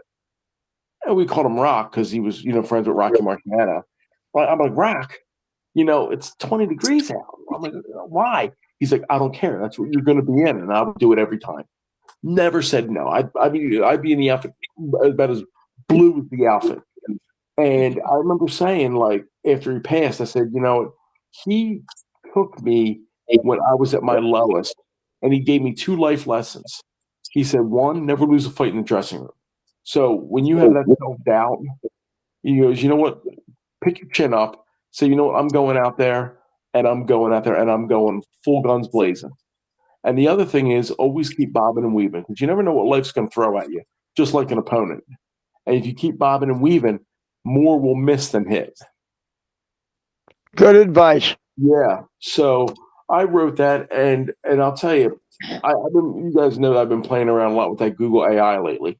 And so the one day I wrote on there, I put my name in there, and Google wrote this whole big thing of former All-American boxer, unofficial mascot of the Phillies, blah, blah, blah, blah, blah, works at Independence Blue Cross, does this. He is the ambassador of the annual Einstein Cancer Walk, because Hank Cisco, before he passed, requested that I take over. So I wrote on there, and then it gives you a chance to ask a question. So I wrote on there, I said, did Tony know Hank Cisco? And they said, yes, they were very good friends. They were very close. Tony credits him as a mentor and pulling him out when he needed, he needed some positivity in his life. And he credits Hank for teaching him and finding something in him that he didn't believe was there anymore. And then I asked another question, and they did a lot about Hank Cisco, like how he was a former boxer, knew Rocky Marciano, was a referee, he was the ambassador of Norristown, a detective, all these things. And he goes, Hank Cisco likely gravitated to Tony because he saw himself as the Tony Tornado of his time. And for them to say something like that, and I know AI makes a lot of mistakes, and sometimes it'll say things like, oh, Tony does this because whatever, and I'm like, no, he didn't. And then I'm like, I am Tony. No, I didn't. And I'll tell you a funny one on that in a minute. But it says, I'm like, for them to say that, I was like, wow, that really, really, really inspired me. So last week we're doing a fundraiser to help support our team for this walk next month. And they asked if I would show up in costume, which I did. And we had a magician. And then they said, we want you to get up and say a few words to help promote this walk. I said, of course. I said, but watch how I'm going to do it. So I go up there, and I took my sunglasses off. So that's like my main shield, is my persona shield, is my sunglasses. Had my sunglasses off, and I said, because they were introducing me that night as Tony Tornado to everybody. So I got up there, and I said, hi, I'm Tony. And I did it like really low key. And then I stopped, and I looked back up over my shoulder, and I said, Rock, relax. I got this. He's coming, Rock. Calm down. Go back to singing Que Sera Sera with the Angels and leading them on and having your big pasta dinner up there. I got that. Then I put the sunglasses on, and I went into a full wrestling promo, like how we were going to do this, and we were raising funds. And I said, because 20-some years ago, Hank Cisco did not want to go to Philadelphia to get cancer treatment. And he brought it to Norristown, the town that he loved more than anything. And, so him doing that, and he inspires so many people, continues to inspire me. And if I can inspire people, that's a paying it forward that I want to continue to do. But one other thing on the Google AI before I turn it over, Google AI will make mistakes. So the one day I'm riding with my friend and his wife, and I'm like, let's ask him some questions about me. And my friend goes, ask him about your boxing career. And I was like, oh, yeah, he trained in Philadelphia, he did XYZ, blah, blah, blah, blah, blah. And then I said something like, oh, he sure doesn't look like a boxer. And they said, well, despite whatever, Tony was able to maintain his pretty boy good looks. I thought my friend was going to crash the car when he heard that, and he laughed so hard. But they said because of his good defensive skills, I said, no, that's bullshit. But the other funny one was I said something about karaoke on there the one night. And I said, they're like, oh, Tony is known for singing Baby Got Back. He sang it at his cousin's wedding. He sang it in front of Hulk Hogan and Roger Clemens. And he once sang it to his date at an adult prom. I said, oh, tell me about this adult prom. And I'm talking in the third person. Oh, Tony hosted this event back in 2018, and it was a great time, and he gave his date a box of cannolis. These are all true, and these are all things that I've put on social media. And he goes, this was the same girl that 20 years earlier was apparently furious with him for cutting 15 pounds in 3 days for a fight, which is also true. I said, oh, what was her name? Oh, Tony's date to the adult prom was a girl that he's known for 20 plus years named Stacey Ann. I'm like, who the fuck is Stacey Ann? I don't know anybody named Stacey Ann. I said, I think her name was Stephanie. They said, sorry to tell you, he may know a girl named Stephanie, but his date for this prom was Stacey Ann. I said, listen, I am Tony. And my date's name was Stephanie. They're like, oh, we didn't know we were talking to the actual Tony. Great to hear from you. We apologize for the mistake. That's nice. Oh my God, I have so much fun with this shit. It does apologize a lot. Oh yeah.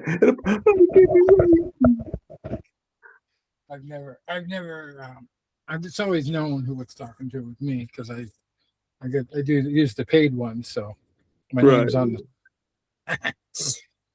But yeah, I haven't used it to really go into that kind of depth. Anyway, great stuff as always, and excited to hear now. You know what's funny is as soon as you started your tornado warning, we got thunder and lightning here. It's literally flashing outside my window and downpouring right now. Anyway, psychic vision, what do we got?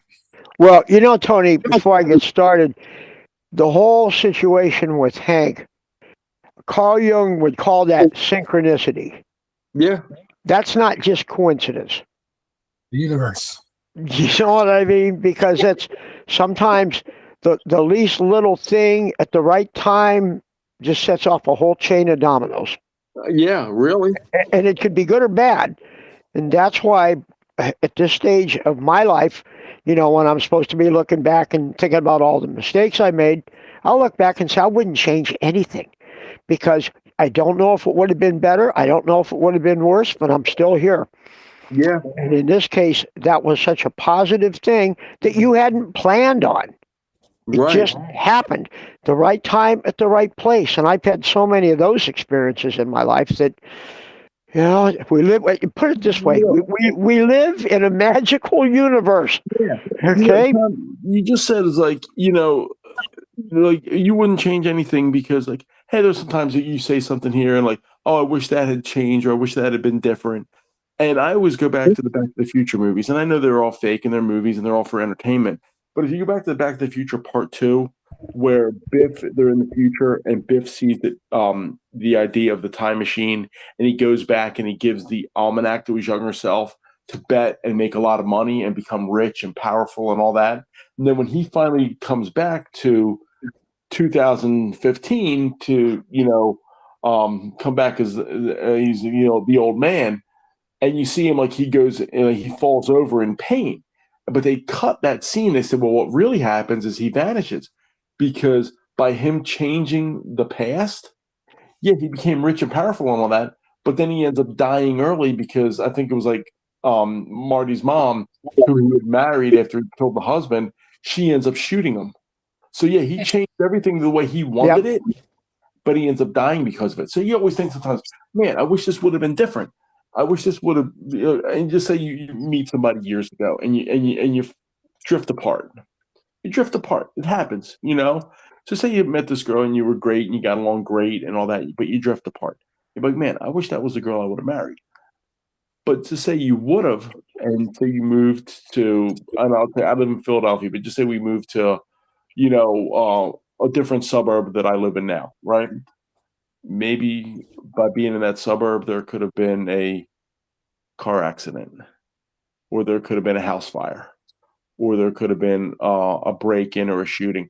So by getting what you want, you may have set the chain of events that led to your own death. Yeah, and all you could say, your life would have been different.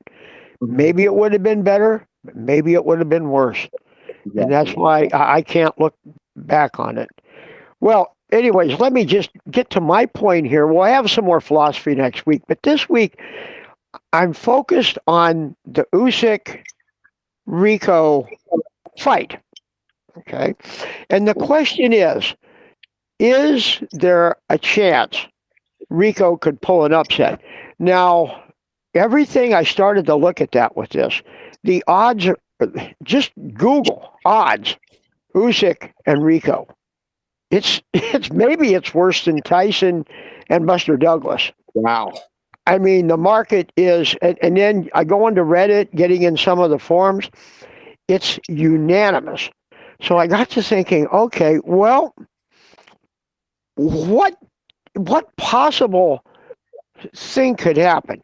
So I started thinking, okay, size. All right, now we know size can be an advantage in boxing. But when you think about it, because Rico is saying, hey, I'm a legit heavyweight, this is a blown up cruiserweight. But that blown up cruiserweight has went up against big men like Anthony Joshua twice and Tyson Fury twice. Mm-hmm. And if size mattered, he'd be 0-4 instead of 4-0. So I think size we can take out. Now, how about age? Now, we've all seen fighters that get to a certain age. And remember, it's not chronological. It's how much punishment a fighter's taken. And all of a sudden, they get old overnight. Well, Usyk's 39, but Rico's 37. And I think Rico's been through some worse wars than Usyk has. And I have not, for the life of me, seen age really be a factor with Usyk yet. I'm not saying it couldn't happen. Now, he's also saying that he's training with Tyson Fury and having John Fury as his trainer. Well, Tyson Fury's been in there twice. But what can he tell him that's going to make that big of a difference? So another thing that Rico is saying, he's going to give him some kickboxing angles. Okay. Well, this gets back to the differences between the sports. And Chris Algieri had a good talk about it. And I'm flashing back on Randall Tex Cobb. Both of those guys started in kickboxing. And they came to boxing and had some success. But if you study their careers in kickboxing, they were more boxers. It was almost like box kicking, that the hand's quicker than the feet. And it flashes me back to the kickboxing of the 70s era. Thank God you guys missed that. Because it was called American kickboxing, and they dressed in funny outfits. And the rules were that it got to the point where they weren't kicking much. So the rules were you had to throw 6 kicks around. But the catch was they had to be above the waist. So they were pretty much useless. So you'd see these guys come out, do a couple, do the mandatory kicks, and then it would be bad boxing. These are two different activities. The footwork is different in regular boxing. It's more fluid. You see more sticking, moving. The clinches are different. So, and okay, so now we can say, what weaknesses, though, if any, have we seen in Usyk? And I can remember that body shot. Yeah, I was about to say body shot. Right. So I would say the only chance Rico would have is to try to turn it into just a pure 6 brawl and see if he can throw anything at Usyk that Usyk can't adjust to. I don't see it. But if he can just work the body, forget that Usyk has a head, because Rico is not a KO puncher. He was more of a volume guy, and, his kicks, knees. So I just think he's really going to have a steep uphill. But I want you guys to chime in on this. What do you think? Well, I mean, anytime you get a fighter that's, in his late 30s, I know it's obviously different now than it was years ago. Yes. But the one thing you always say on there is like, when you're heavyweights, things can change in a single punch. And not only that one fight with the was that Daniel Dubois with the Dubois. the borderline body that shot. was iffy. Very iffy.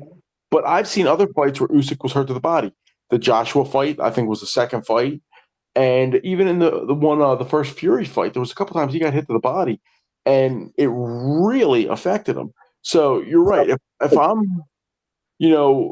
working his opponent's corner, I'm going to be like, you know what? You got to somehow get to that rib cage. Usyk is a guy that, he's a very physical. He's very strong. I remember even when he was fighting at cruiserweight and Tony Penecale was talking about fighting him, he goes, it felt like he just physically drained me because he was he smothered me. And because Bellew was fighting a pretty good fight in that till he finally got worn down and knocked out. I mean, knocked out. But he goes, he just physically drained me. And that's what Usyk does. I mean, he gets on you, and he's a guy, he reminds me a lot of what a Marciano was, where he's on you, and he might weigh 210 pounds, but he feels like he's 310 pounds. Yeah, it's the little things, the little subtleties that he's so brilliant at that I don't think Rico can adapt to that in this short period of time. I mean, it's really going to be a battle for him because Usyk's had that amateur career, and he knows he's just like, I'll repeat this again, as I've said before, that my buddy Terry Daniels, when he fought Floyd Patterson, I think that was in 71. So Floyd was past his prime. But he said Floyd was still doing these little things that Terry just had so much trouble dealing with, just from experience. Yeah. So what do you think, Rich? So Rico is a whopping 1-0 in boxing, but it should have a star next to it because it was against a guy who was 0-5. The crazy thing about this is it's happening at the Pyramids of Giza. I did not know that until I looked up Usyk's record and saw it. As far as kickboxing goes, let me just check it out, see what his record is there. I don't think Usyk was a kickboxer. I don't think. Rico. You're talking about Rico. Yeah, he's had a shitload of fights. 49-8 in kickboxing. Obviously, he got the knockout in his first boxing match. He looks in great shape. He looks like he's got a lot of power in his arms. But you'd think that he would take a little bit longer to get to this point of facing a champ like Usyk to learn the ropes. I guess you could use that pun. Unless he's going for a money grab. Yeah. So, I mean, he does have a knockout chance. I would give him that. And he's obviously got more experience than his boxing record shows. But there's just a lot of differences. There's stances, there's positioning, there's, when you get somebody hurt, you can't throw an elbow or a knee, head kick. So, I mean, obviously, you got to work on that. And, being somebody that's that talented at kickboxing and picking up all those rules and nuances, he could do it. He's actually a plus 1,000 underdog right now. Okay. 1,000. So that'd be 1,100 plus 1,100 times your money, basically. Yeah, I've seen other ones too where it's up to 2,000. I mean, this is crazy. And Usyk could be hurt, like Tony just mentioned, body shot. And Verhoeven obviously could do it. But I just think Usyk's jab, one of my favorite punches, as we all know, will keep him away just enough. And my favorite punch. Yeah. But Verhoeven is 6'5". I don't know what Usyk is. Let me just check real quick. Yeah, I think he's like 6'3". So yeah, a little bit taller. He is 6'3", Rain Man. He only has 15 knockouts in boxing as well, so he's not really a power puncher. He's more of a tacticianer. Is that a word? Tactician. Technician. Yeah. He did a couple knockouts in his last few fights, but both of them were against Daniel Dubois. And then Tony Bellew back in 2018. None of those guys had the kind of chops that Verhoeven brings from his kickboxing career. Marco Huck too. He knocked him out back in 2017. But if you can't knock out Tyson Fury, you gotta wonder, like, over 12 rounds, what are the chances? And fighting in that kind of venue, I think is going to bring a lot out of those guys, knowing that they're really on an amazing stage like that. It's a historical venue for sure. I can't wait to see what it looks like. But anyway, yeah, I do think Verhoeven has a chance. It's worth throwing $5 at it. Anyway. Well, and I will be so anxious to see how they market this. Yeah. Because I know the UFC, say what you want about them, they know how to build a gate and build a fight with those embeddeds. And boxing's had its good ones too, especially on HBO. They really knew how, you get the countdowns and behind the scenes. Now, I wonder what the angle's going to be on this. I'm really interested. Because this will be a DAZN. Is this DAZN going to have it? Do you guys know? Don't know. I'll have to look. And I mean, you get like DAZN subscriptions, and then you still got to pay for the pay-per-view. I thought that was the reason of getting DAZN. Was not well, now DAZN's got a new deal now.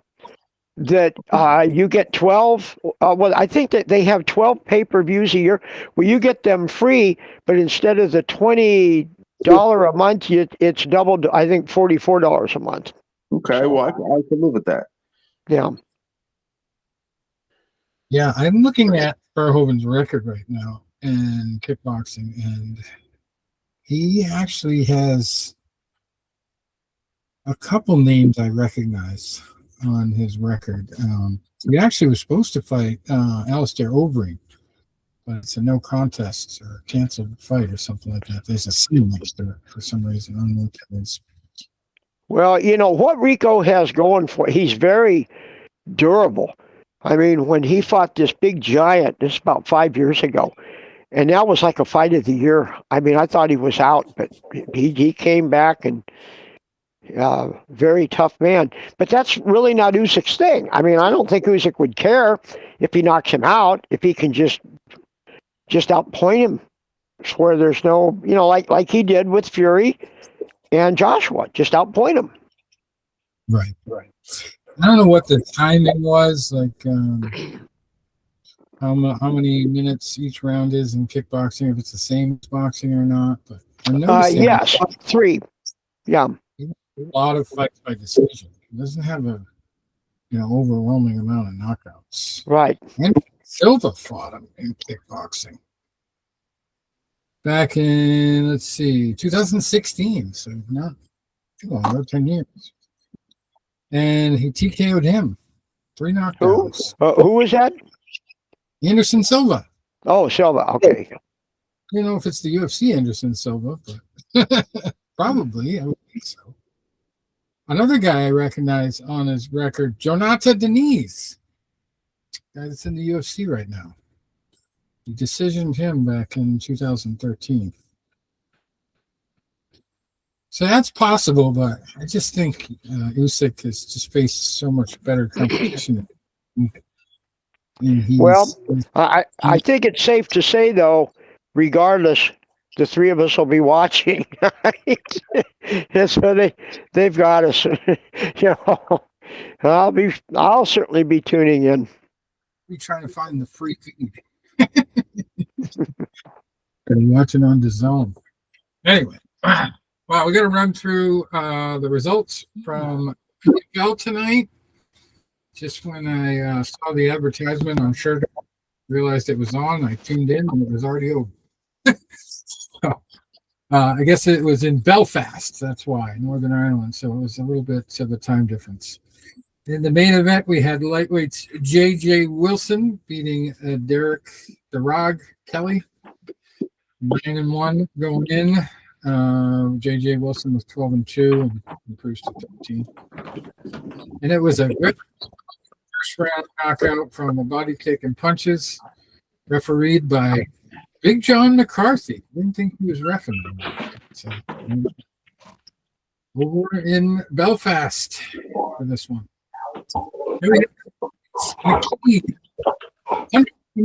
Pound catchweight beating Alex Lahore by unanimous decision.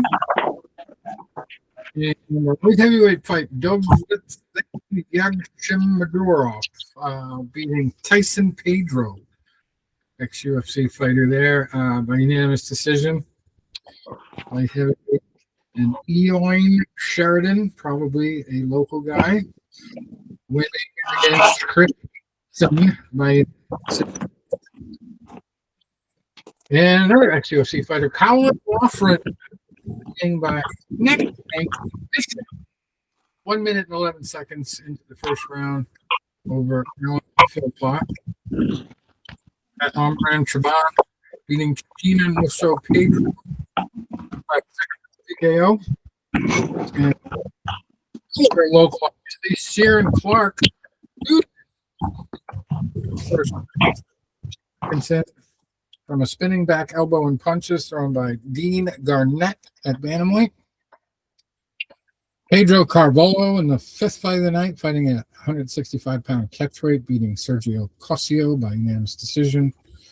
And David Martinez at 175 pounds, also a catchweight, beating Giannis Bachar by rear naked choke submission, 53 seconds into the second round. And let's see, Tim Gittins by unanimous decision at bantamweight in the third fight of the night. And Eogan Masoliver at bantamweight beating Shane Mullen by rear naked choke, 1 minute and 55 seconds into the fight. And then the very first fight was a female fight, the only one on the card. Chelsea Hackett beating Andrea Vasquez by unanimous decision. This female fight so often go to decision. All right, so now we do the UFC previews and a little bit of handicapping. We got quite the main event here. It's going to be coming to us from Manitoba, Canada, so it makes sense. Mike Maylott, a Canadian, fighting there against Gilbert Burns, who is 22-9. And Gilbert has had some struggles over the last few years, you could say. He's lost 4 in a row, so nobody's really expecting him to win this one, especially not in the other guy's home country. Yeah, I think he even said, I saw a headline earlier today that he doesn't need to win. I don't know what that means, but maybe he's going to retire either way. That would make sense. But yeah, he's capable. I mean, he's really only lost to great fighters. Michael Morales is a little bit arguable as far as how great he is, but that's the last guy he lost to. Before that, it was Sean Brady, Jack Della Maddalena, and Bilal Muhammad, all 3 in a row. Whereas Mike Maylott's still pretty new. But as we saw with Hokit, just because you're new does not mean you can't beat a guy with experience. It depends on your mentality and your work ethic. But Gilbert's, I don't know. I don't know if it's worth really going out on the limb saying he could win this. He should win this, but he can. Let's just say that. He can win. I just doubt he would. And then co-main event has Tyler Phillips, 12-4, against Charles Jourdain, who is 17-8-1. And even though he's got 8 losses, Jourdain's a pretty big favorite. They like him to win by knockout, according to all the YouTube channels there. The Predictor channel that I listen to a lot. Then we got lightweights in the 10th fight of the night. Mandel Nallo versus Jai Herbert, who is 13-6-1, Nallo 14-3. I don't really know about that one. I think Mallow is pretty new to the UFC. Let me just check out his record. Oh, how about that nickname? He's a Canadian too. His nickname is Rat Garbage. I don't know how you get a nickname like that. Wild stuff. Anyway, Rat Garbage. He's got 8 knockouts and 6 submissions on the winning side, and no decisions. So he's all stoppages. If you're going to bet on him, you probably should go. The fight does not finish. TKO or submission. Jai Herbert's been around a little bit longer. This is technically the debut. Well, he's has a Contender Series fight now. Jai Herbert is 13-6. He's been in the UFC since, let's see, all the way back in 2020. He made his debut, but he's got a bunch of losses. Seems to go a couple fights, losses, 1 win, and another loss since he started. Had 1 draw against Ludovic Klein in the UFC back in 2023. But yeah, I like Nao. I think he'll get the job done. I don't see anybody like a world beater that he's had a victory against Jai Herbert. So I go with Nao on that one. And then a big favorite, Jasmine Jusadavicius, 14-4 going in. Racing Karini Silva, who's 19-6 at flyweight. A lot of people like that to go the distance. So that could be a play, or just Juicy Delicious on the money line. And then we got Thiago Moises, big-time veteran of the UFC, 19-9.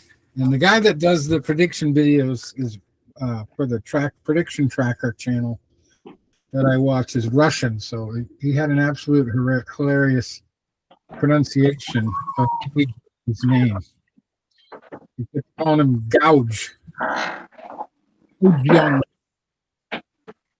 He's 3 going in. Looks like a better fighter on paper, but Thiago's the favorite. So we'll see there. Yeah. And then Dennis Buzurka. Last time I bet against him, he lost. He won. And then the next time I bet on him, because he won the previous fight, he lost. So I just probably will stay away from this guy. He's 12-5 at featherweight, facing Lucio Barbosa, who is 17-2 at featherweight. And Barbosa's a big favorite. No surprise there. Julian LeBlanc before that in the 6th fight of the night. He's 10-2, facing Robert Valentin, who's 10-6. Came off the Ultimate Fighter, fought in the Ultimate Fighter finale show and ended up losing. Lost a close one after that, and then he's just found it hard to really get his first UFC victory, but he's still sticking around, and he's the favorite here. So we'll see. I think LeBlanc is a newcomer as well. So that's what and then we got the bout, and I've got one bet together already. And it's a prelim bet, 1 through 5 on the fights, and it ends with this fight: Tanner Boser versus Gold. Tanner hasn't fought UFC in 3 years. Well, hasn't fought, period, in 3 years. He's 22-10-1. I thought that name sounded familiar, but even before they said it on the preview tape, I said, I don't think we've seen him in a while. And they said 3 years. He's fighting a guy making his debut, Gokhan Sarakan, 11-6. Rather than pick a second here, I think you just go decision. Knockout, method of victory. Not really method of victory. Result. Exact result. The knockout, so that way you can win if either guy gets knocked out. That would be my only stray from the money line. The rest of them, I like the money line on. Melissa Croden, she's a Canadian. She's 7-3, looked good in her debut. And Daria Zeleniakova, who's 10-2, but even despite what looks like a better record, I just don't think she has the power or the tech to stop Cronin from just taking her down, grabbing her, or submitting her. So I go Cronin on the money line there. Then we got J.J. Aldrich versus Jamie Lynn Horth. And Aldrich, she's just one of those fighters that's been hanging around a long time. She's tough, she's scrappy, but she doesn't get a lot of big wins. She's 14-7. Jamie Lynn Horth has a way better record as far as percentage, win percentage. She's 9-2. And she's I like her. Castaneda, experience in the roof, 21-8, fighting Mark Vologden, who is 12-4. And one of the crappiest, crazy fights I've ever seen on the Contender Series. And he ended up, he had like a big hole in his head from an elbow, and it still went all 3 rounds. And I'll never forget that he goes back to the corner, and the doctor looks at it, and he goes, "He can take more." And let the fight continue. It was bad. So I don't expect much out of him. I think Castaneda wins by decision there. He's a better technician. And then John Yanis versus Jamie Siraj. Yanis 9. Yeah, I like Yanis in that one. So I parlayed the whole thing together. 5 fights. All the favorites in the first 4 and just knockout for exact result. Okay. And we do have one news story before we go. Manny Pacquiao just keeps building his empire. With the fight against Floyd still kind of in limbo. We don't know what's going on. He's still got hopes for it, but he's not slowing down with his other promotions. He's actually creating a new 9-figure promotion, a team boxing league franchise. It's just picking up and moving on here. So he's linked with the Team Boxing League to make a 9-figure commitment centered on long-term platform growth, according to a press release. So actually, he's not starting a new one. He's joining another one that's already existing, so that's a little bit smarter. League promises to be built on equity participation, recurring competition, and global expansion. It says, "This is a new chapter in my life. I've accomplished everything I wanted in boxing, and now I want to build something bigger than myself. I truly believe this is the League of Destiny, and I want to help shape the future of boxing and create opportunities for the next generation." That's nice. "I'm proud to build Manny Pacquiao's San Diego TJs and bring something special to fans around the world. The team is also representing his native Philippines, and he says, San Diego feels like home. The people here are like family. It's close enough that it reminds me of home. Tony, you got to start the Philadelphia Tornadoes." That would be kind of cool. I bet they already have a Philadelphia team. I can't think. I don't care. Mine will be better. Not let one happen there. Yeah, yours would be better. Anyway, you guys got anything else before we No, sign up? I'm gonna break off because 5 a.m. is gonna come early, and it's time for me to get back to the gym. All right, Great guys. show. Let's enjoy the fights. All right, see ya. Just got back.